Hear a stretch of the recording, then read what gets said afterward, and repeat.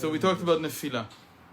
Nefilah, we said here, is defined is because people are not conscious of what their life is really about.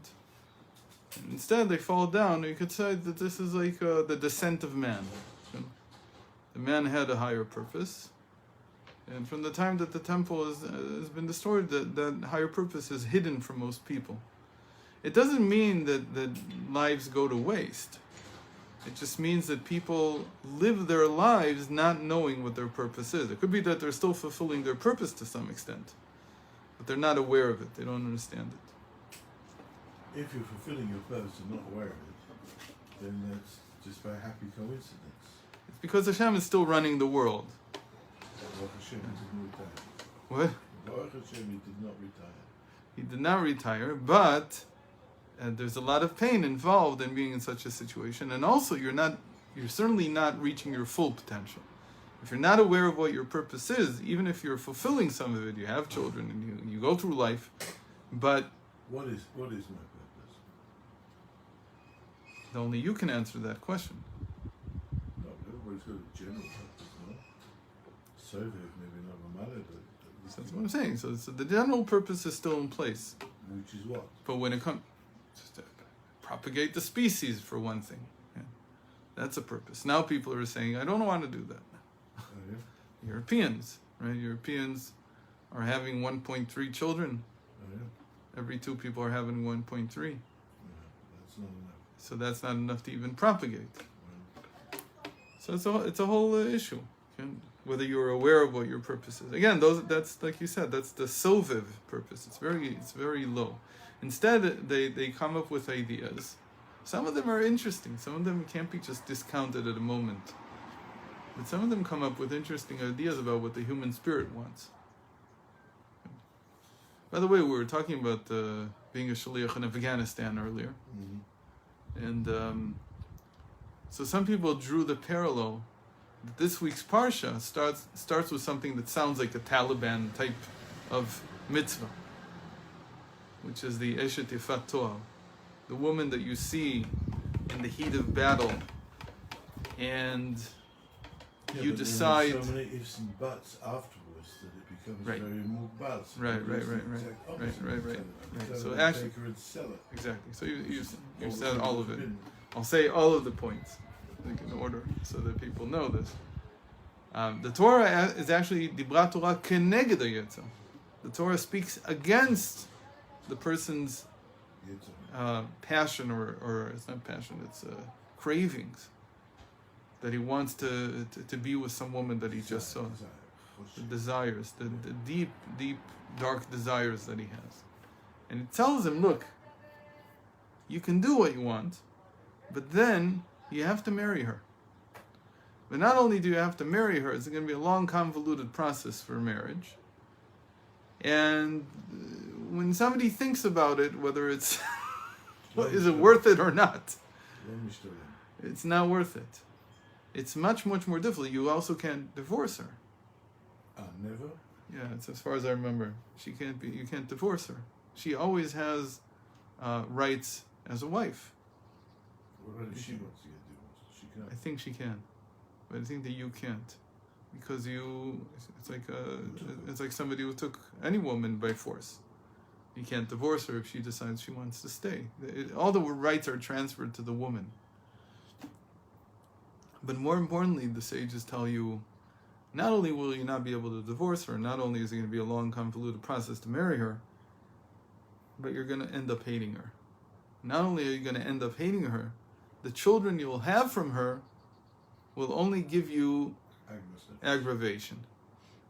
So the sages sort of put the icing on the cake and say, look, this is not going to be good for you monetarily, says the Torah. And the sages say it's also not going to be good to you psychologically. It's going to be a whole dismal affair. So in that sense, it's... The thing is that David HaMelech took it. He actually did take one. Who was the father of... Who was the mother of Avshalom. And her name was Ma'acha. And he turned into a Ben Sorel Mored, the closest thing to a Ben Sorel Mored that we have in history. And he tried to kill him. right? Absalom tried to kill David, and he took his kingdom away, and so on and so forth, and all the terrible things came about because of that. So that was a good vindication that, don't do this. And so it's very interesting that of all the, I'm not saying that the IDF has any concept of this, it doesn't know about this, but I think that over years of entrenchment of this parsha in the Jewish psyche, it's become like second nature to everybody who grew up Jewish. I don't know about these guys who are coming from Russia, and I don't know what they are in the first place. I don't think they're Jewish. I don't know what kind of education they have or what kind of culture they come from. But at least the Jews that came here and fought in the first 5 wars, there's been almost no documented cases of rape in war, which is unheard of. If you compare it to any armed conflict in the world, is simply unheard of. So the Torah works. It works. It curbs the appetite. Okay. In any case, so these are the nuflim. He says, "V'nei yesh b'zeh shtei b'chinot, nuflim v'chfufim. כפופים הוא על דרך משל כאדם שכופף ראשו בקומתו, ורגליו ועל עומדם עומדים. כך יש שהראש והמוחין שלו כפופים למטה ונשארים אחר צורכי הגוף וענייני העולם הזה." He says the person who's also not necessarily falling, but he's bent over already. When you're bent over, it means that your head is down in the gutter. Meaning here that it's completely engrossed in mundane matters.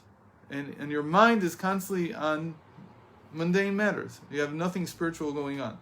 But at least the feet, אבל בחינת הרגליים שבו, דהיינו מדרגה האחרונה שבו, שהוא עניין המעשה בסור מרע ועשה טוב, בפועל ממש, עדיין עומדים על עומדם בשלמות. But the feet are still standing straight. And what does that mean? What do the feet represent? So he says the feet represent action. So still the person keeps the mitzvos. He still keeps the commandments. And in a certain sense, this is the biggest, this is still the biggest argument between Chassidus and others. What keeps a person Jewish? Is it identity? Or is it just some kind of identity like I live in Israel that makes me a Jew? Or something like that. I serve in the army, therefore I'm a Jew. Or the argument the Chassidus makes, which is that the only thing that retains, even when your mind is not there, the only thing that retains you as a Jew is the action. It's the mitzvahs. Even if you don't mean to do them, even if your mind, when you're putting on tefillin, is still in your business, and you can't get it out of there, and you can't really pray, you can't really daven, you can't really do anything, because your mind is completely incarcerated in the physical material world. Still, the fact that your feet are upright, meaning symbolizing the fact that you're still doing mitzvahs, that's what keeps you Jewish. And I think it's been proven that just being in the land of Israel is not enough to keep your Jewish identity. להיזהר בתכלית מן הרע עד הקצה האחרון, אפילו מה שהאדם דש בעקביו, כגון שקר וגסות הרוח, וגם בעשה טוב בשמירת כל המצוות בתכלית, כל פרטיהם ודקדוקיהם ודקדוקי סופרים. So that means to be bent over. So the feet are still intact, actions are still there, even though it could be that the person's mind and heart are somewhere else. אבל בשגם בחינה זו אינה בשלמות, but when he's not even standing upright anymore, even though he's bent over. אפילו בדבר קו ודקדוק כאן ודקדוקי סופרים, ראה זה נקרא מן הנופלים שנפל מן רגליו לגמרי. So the fall is really when it's not just that the person is not aware, he says here. It's also that he's not keeping Torah and mitzvahs. Then he's called a fallen one. והנה עיני חולליך יסברו. So chapter 2. מצפים ומקווים לאישו. Everybody is yearning, is waiting. Everybody's eyes are directed at Hashem, that he should redeem them. שעדיין יש תוחלת ותקווה שיהיה החזרת בפנים בפנים. And they're yearning for the face-to-face relationship to return. אך צריך להשית עצות בנפשו, למשך הערה זו בנפשו, להיות פנימיות הנפש שלה יתברך, ולא יהיה מונע מבית ומבחוץ. But you have to think about how do you bring this about? Meaning you want it to be face-to-face. You want to have a face-to-face relationship. In other words, you want to know what life is about. You want to retrieve the meaning in life. But you have to think about how you do this. And the way to do this is following the formula that the sages coined in the blessing, which is He sanctified us in His commandments. What do we mean? Okay, so now we're in or with? What? In. B'mitzvah. Is it with? In the commandments, and with the commandments. So now we're getting into chapter 2 is a very interesting chapter.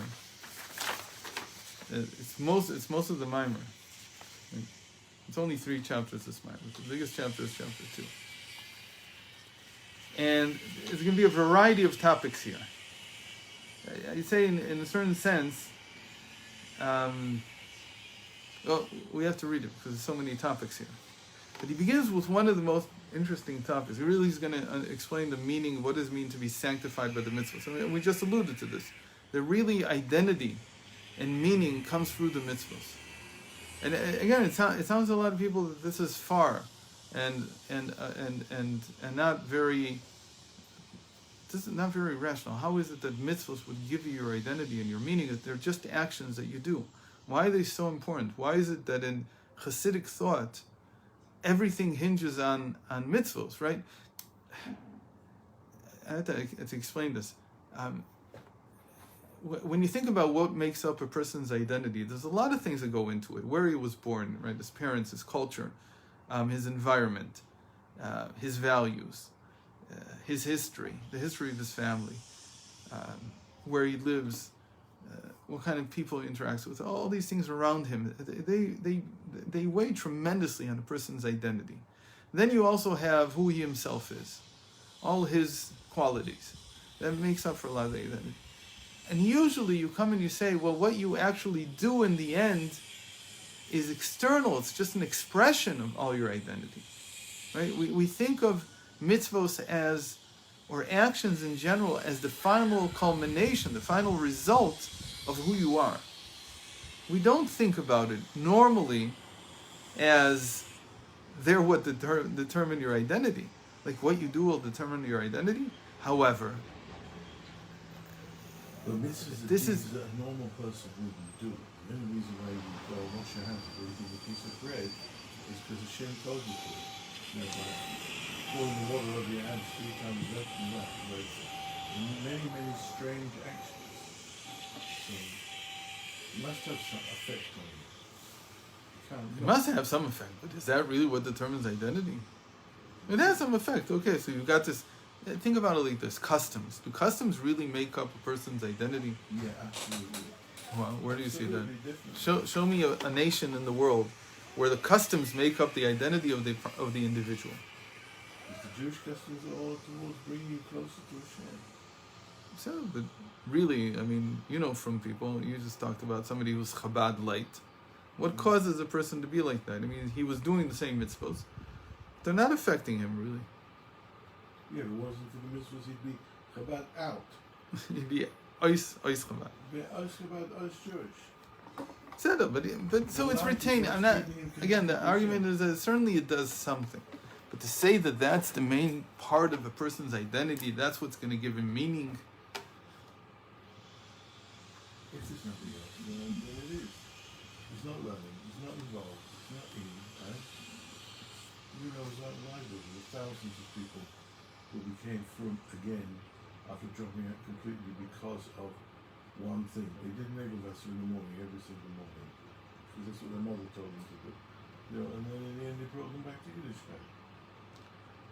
So there's a lot of things that might be said. I think that what I've never heard, and what I've seen many times of Hasidus is, I mean, I've never heard this in the general world being talked about, is that when you reach a certain age, your identity is the habits that you've created, that you've formed over your life.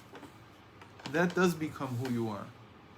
That's one of the reasons why retirement is so dangerous for many people, health-wise, because when they lose their routine, when they lose their way of life, their customs, let's call it, they lose their interest in life. It's a very strange thing, because you wouldn't think that is what man is. I'm living it. That's why you're still working. Because the Rebbe says you gotta work. Right. So the Rebbe tried to combat this. Reason. Right. The Rebbe tried to combat this by saying that it's essential for a person to not retire, never retire. You always have to continue doing, at least at some level, what you were doing until now. Now I see it looking at Rav Ginsburg now. He's not well, but his routine has almost not changed, even though, meaning, what do I mean? He's a lot weaker, so he can't dedicate the same amount of time, because a lot of time he's in bed, he just doesn't have the strength to do what he used to do. But when he does what he used to do his whole life. And so if he has an hour a day, or 2 hours a day, or 5 hours, whatever it is, so he's not dedicating 20 hours like he used to, but he's still him. He's still, and his routine was always to learn. His routine was to daven in length. So he keeps doing these things, and in a certain sense, they are the essence of life. It's a very strange thing, because you wouldn't think that. You would think that man is ideas.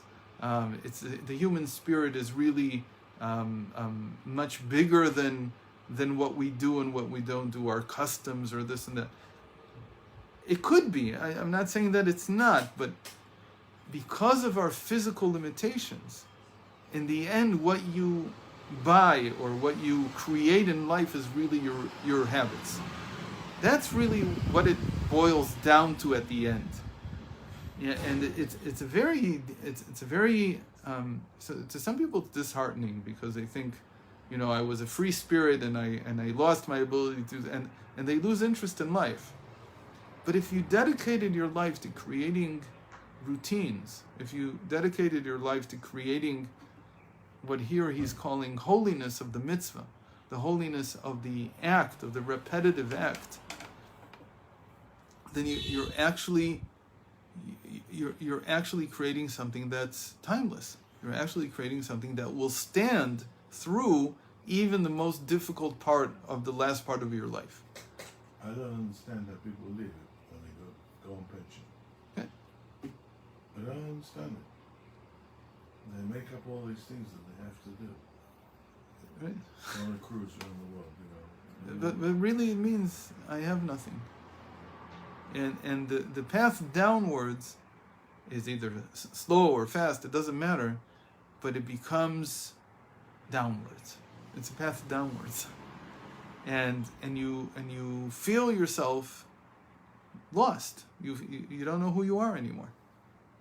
At the moment you go on vacation, you don't know who you are. So if a vacation is just for a week, so okay, I know I'm coming back, everything will be okay. But eventually you hold on to those things that you've, I want to say in Hebrew it's you've purchased, meaning that you've made into a reality in your life, and those things are your actions. That's what you are. Okay. And that really is what will define you. Now, it's a big deal, because now he's going to use a word from the Tikkunei Zohar, which is maybe one of the most revolutionary words ever used. And we'll see what it is. Va'inyan. What do we mean about mitzvos, he says. Kinei hu yitbarach kadosh u'muvdal. Because he himself, he's completely different from this world. Kadosh u'muvdal, he's holy and separate. Hashem is nothing like what you see here. He's also everything that you see here, but he's really, in his essence, he's nothing like what you see here. Lav de'it lach tzedek yediyah. Velav mikol ilen midot klal yu. He's quoting from the introduction, the second introduction to the Tikkunei Zohar, starting on page 17 in the Tikkunei Zohar. And there, Eliyahu Hanavi gives a whole discussion of the spheros. He gives 3 different actually even 3.5 different you say expositions on what the Sfirot are. That's what the Tikkunei Zohar starts with from on page 17 and on, folio 17 and on. We say this every Friday night. In Chassidus, it's explained how these 3.5 introductions or expositions on the Sfirot, they correspond to the worlds that we call Akudim, Nekudim, Vrudim. How the Sfirot are in Akudim, how they are in Nekudim, and how they are in Vrudim. And it's in reverse order there. Vrudim is the first one, then Nekudim, then Vrudim, then Akudim. In the highest level, he says, you're nothing like the Sfirot. You're nothing like the measures by which we know you. You're nothing like any... What? It's very nice wind. You're nothing like anything that we measure you by. Okay? You're not Chesed, you're not Gvura, you're not Tiferes, you're none of these things. Okay? Even this thing that we say is very, very divine, like justice. Justice should be a divine quality. How can human society exist without justice? Of course, that's the infiltration of the divine into the world. That when there's justice, when there's law, when there's equal standing before the law, when everybody is treated equally, all these things, and there's justice. The judges are just. The judges are called God, even. Elokim. Because it's such a divine quality. Says this Tikkunei Zohar there. You, yourself, are not about justice. The justice that we know, that's not what you are. This is like the negative knowledge of Maimonides.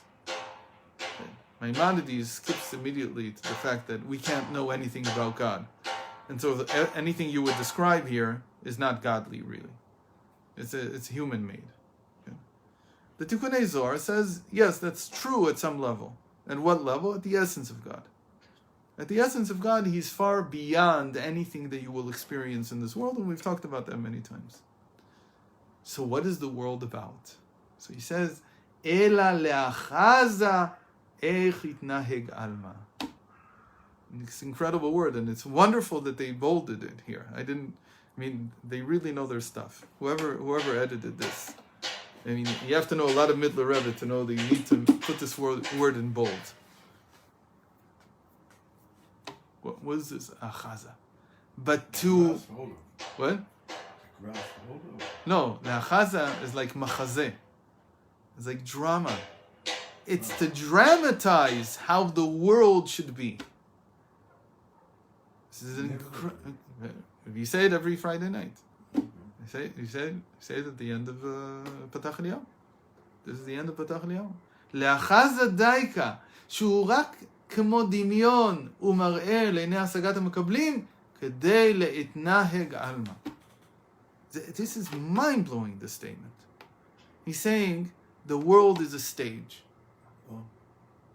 He said it first. Patach Eliyahu said it a long time before Shakespeare did. But what is it a stage for? But the play, the drama, is to teach you something. The play, the machazeh in Hebrew, right? The play that we're seeing in front of us has educational value. What's the educational value? To teach us about justice. Because that's how the world is run. La'achaza, with tzedek, to show a play, a dramatization that should have justice in it, and all the other good qualities, by the way, not just justice, but all the other good qualities. It's all a play. Why? Because Hashem is way beyond all these things. But He wanted to teach us these qualities. So when you say that Hashem created the world with chesed and gvura and tiferes and tzedek, and with justice, when you say that He created the world with these things, what we mean to say is that out of everything that could have been, He chose these qualities to be the qualities that would educate us, that would make us into human beings. He could have chosen many other qualities. He could have chosen a world where injustice is what he wanted people to learn. But he didn't. He chose... Why would he want them to learn that? What? Why would he want them to learn that? I don't know. I'm saying he could have. He could have chosen a world in which you would have thought that standing on your head is the highest quality of life. I don't know. A world of upside down. Maybe in a world of, I don't know, 8-tentacled creatures on some planet, there they learn something else. But no. Throughout the universe, the highest quality is justice. And it's very interesting. You know Star Trek, right? Star Trek is how a person envisions what happens when the human species becomes interplanetary. And it goes out to other planets and discovers other creatures, other civilizations, whatever. And yet the thing that constantly, even in the most, call it, open scenario where you could imagine anything you wanted, the good science fiction sticks to the basics, which is where the entire universe is searching for justice. It's searching for self-confidence. It's searching for all these qualities that we know about. It's all written by Jews, so what do you expect? Doesn't matter, because you're catering, you're writing this for the masses. And if the masses wanted a reality in which it was the opposite of justice, so they would prefer science fiction that pictured a universe that was about something else. But people prefer this is what the human sentiment at its most basic level wants. It wants to hear that the entire universe is advancing towards these values. That's what he says. It's all a dramatization. It's not that the Shem is really about this, but this is what he wants you to do. So he created us in such a way that we would learn about justice. But he himself, he's above all this. He's nothing like this. Even what we call wisdom, which is another high thing that we strive for, he's beyond that. For him, it's also just actions.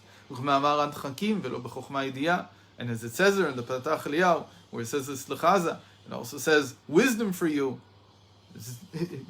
is just something that you created. It's not who you really are.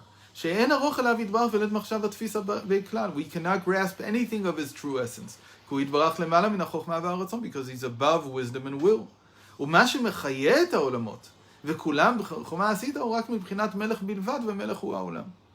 so the only thing that we know about Hashem is that he wants to be the king here. And from that we extrapolate everything else.